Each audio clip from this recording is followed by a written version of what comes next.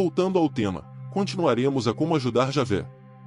Finalizamos o vídeo anterior com as possibilidades do fim deste universo, que dependerá se a energia escura vai continuar a acelerar a expansão cósmica. Mas o que podemos fazer? O paradoxal é que a espécie Homo sapiens, como vista por quase todo o conjunto de seres que nos vê lá de fora, é uma raça cujos espíritos que a animam são doentes, loucos e criminosos, como informado anteriormente. De fato somos. Porém, aqui reside o maior dos mistérios sobre o futuro.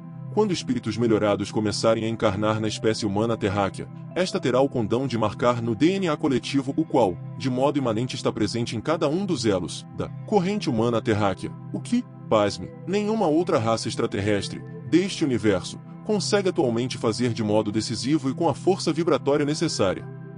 Influenciar, com as suas emoções, a situação existencial do Senhor Javé.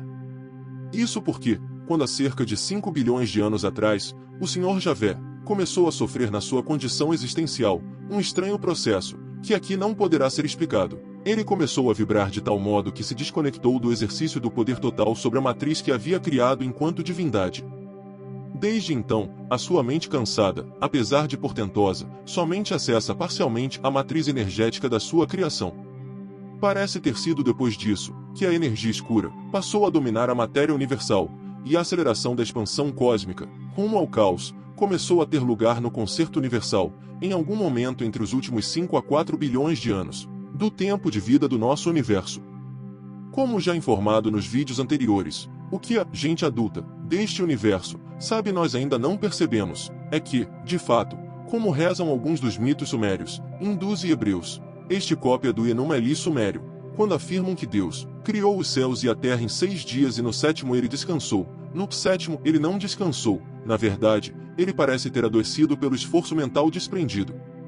Mesmo na condição humana, aparentemente miserável, em que vivem os nossos espíritos neste mundo, é imperioso que o ajudemos a se reerguer, através das mais belas e singelas emoções, que a ele possamos endereçar, ainda que seja difícil a coexistência vibratória, com alguém cuja natureza não se enquadra muito bem no que esta condição humana possa atualmente conceber.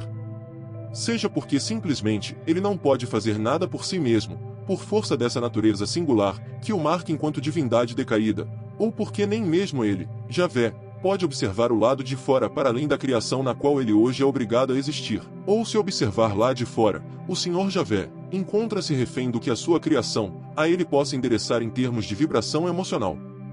E essa é a linguagem, como muito bem nos demonstra Greg Braden, em seu livro A Matriz Divina, através da qual a matriz consegue entender e se deixar influenciar.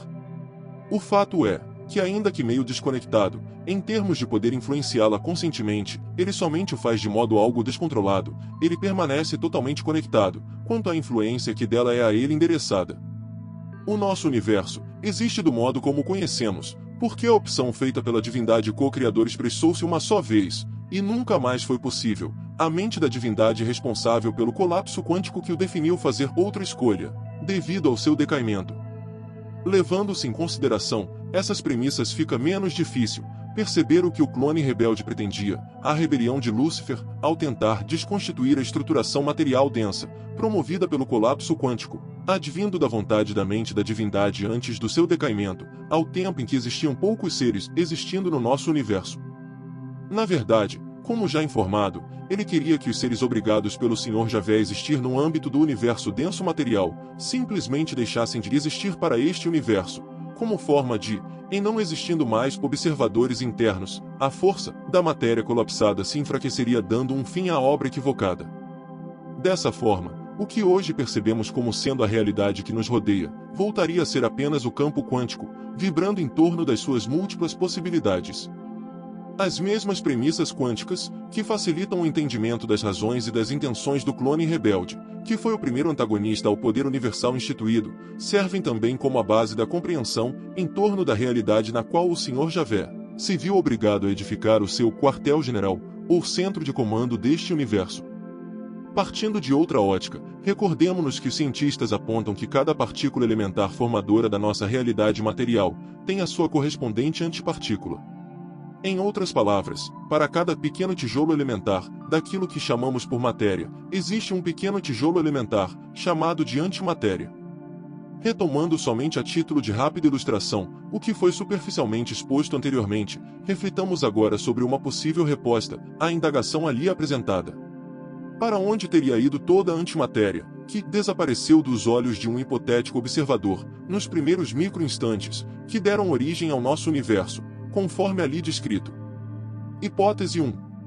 A antimatéria que foi criada nos primeiros microinstantes do universo, passou necessariamente a pertencer a outra ordem de realidade. Hipótese 2. Alguns cientistas suspeitam que podem existir galáxias formadas por antimatéria, em rincões longínquos do nosso próprio universo. Interessante é também perceber que, segundo os cientistas, a antimatéria somente é destruída quando se encontra com a matéria, o que implica na existência de limites vibratórios entre a nossa realidade universal e aquela formada de antimatéria, sob pena de uma eliminar a outra.